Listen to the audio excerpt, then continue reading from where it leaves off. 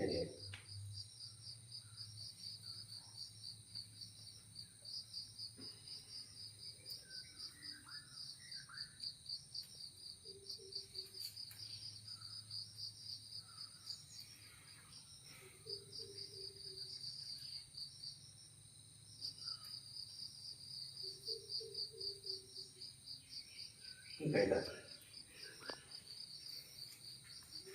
കൈ രണ്ടും ചേർത്ത് വെച്ചു.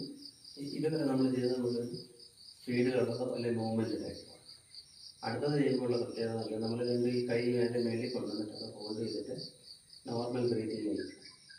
അപ്പോൾ ഈ ഷോൾഡറിന് വേദന ഉണ്ടാകും, കൈക്ക് ഇങ്ങനെ ബ്ലഡിങ്ങളുടെ സർക്കുലേഷൻ കുറയുന്നതിന് ബുദ്ധിമുട്ടുള്ളൂ. ആ സമയത്തെല്ലാം ശരീരത്തിൽ സ്വാഭാവികമായിട്ടും ശ്രദ്ധ തന്നെ വരും. നോടുകൂടി നമ്മളവിടെ ശ്രദ്ധിച്ചുകൊണ്ടിരിക്കും. ശ്വാസം എടുത്തുകൊണ്ട് രണ്ട് ഇതൊക്കെ വയ്ക്കുക. അവരവർക്ക് പറ്റുന്ന രീതിയിൽ കഴിച്ചേർത്ത് വരും. ഇപ്പോൾ ചിലർക്ക് ബുദ്ധിമുട്ടുണ്ട് ഇങ്ങനെ ആയിരിക്കും, അത് കുറച്ചൊന്ന് വലിക്കാൻ ശ്രമിച്ച് നോക്കുക. ബുദ്ധിമുട്ടാണെങ്കിൽ ഇങ്ങനെ തന്നെ ഇരുന്നു സാറില്ല. അപ്പോൾ പറ്റുന്നത് നന്നായിട്ട് വലിച്ചു പിടിക്കുക. കണ്ണടച്ച് പിടിച്ചിട്ട് സാധാരണ രീതിയിൽ ശ്വാസം എടുക്കുകയും ചെയ്യുന്നുണ്ട്.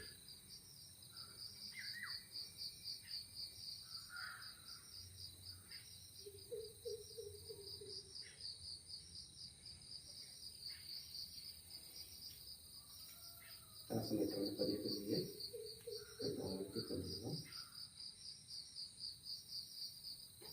ചേർത്ത് വെച്ചുകൊണ്ട് കടക്കി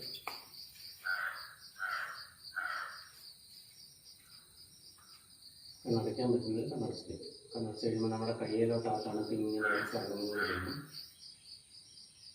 കുറേ നേരം കൈ ഉയർത്തി വെച്ചപ്പോൾ ബ്ലഡ് സർക്കുലേഷൻ ഷോൾഡറിൻ്റെ ഭാഗത്തോട്ട് കുറഞ്ഞു വേണം. അത് തിരിച്ചൊഴുകുന്നതിൻ്റെ ഫീലാണ് കിട്ടുന്നത്. ശ്രദ്ധ കൈ വെറുതെ തൂക്കിയിടും.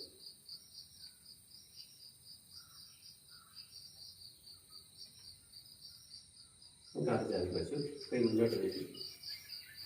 നമ്മൾ കസേര ഇല്ലാതിരിക്കുന്നവർ ചെറുതായിട്ട് മുട്ടെന്ന് മടക്കുന്നത്. ഒത്തിരി മടക്കണം. മുട്ട നല്ലതായിട്ട് ചേർത്ത് പിടിക്കുക. ചേർത്ത് വെച്ചിട്ട് ചെറുതായിട്ട് നേരം ഒത്തിരി താഴെ വീണ്ടും നേരെയാകും. മുട്ട ചെറുതായിട്ട് ജസ്റ്റ് ഒന്ന് മടക്കുക. നേരെ വരും.